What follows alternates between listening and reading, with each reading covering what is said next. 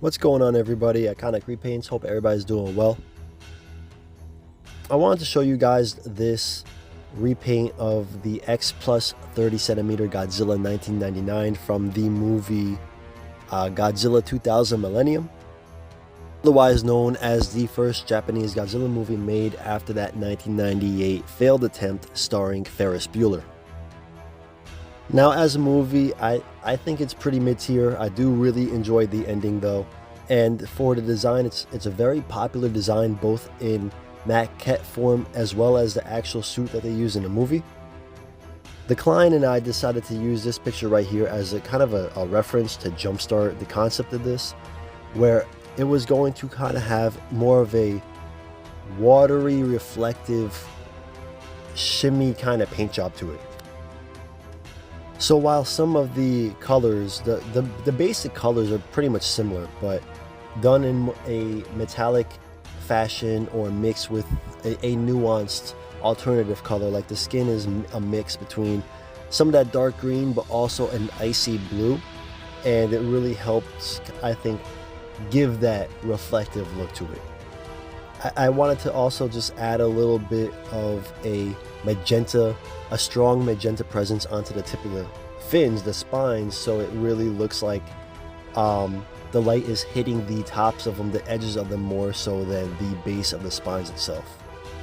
So there is some kind of practical concept to the coloration aside from it just being aesthetically pleasing to look at.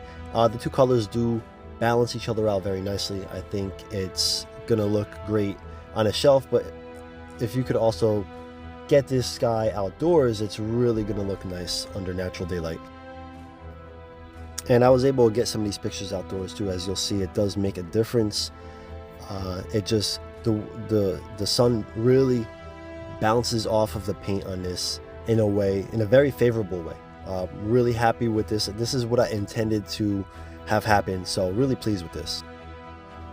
I did make the teeth darker. I felt that the figure came with the teeth looking way too white.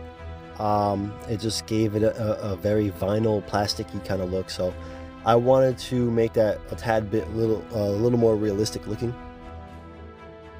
And I think my favorite piece of this, the part that really kind of puts this over and sells this piece, is the mix of the blue with the purple going down each of the fins. Like I said, like you saw in the picture before, the reference picture, it because of the angle and because of the studio lighting, it had little shades of that.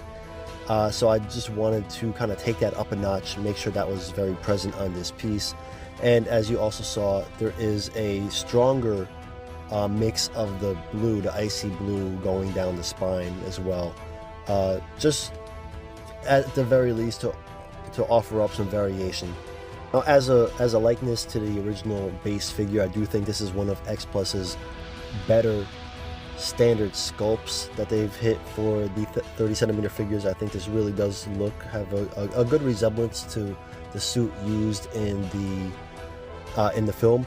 I don't think it's a perfect match. I mean, in some ways, I think the 25 centimeters that came out later did look a little more like the suit, but this does look really cool. It does capture the suit's hyper aggressiveness. Again, this is a Godzilla that in the movie was like unstoppable. He had almost a Wolverine-like regeneration and just basically couldn't be kept down. So I do think they did a great job. Thank you guys for watching. I appreciate it. Everybody be safe. Peace.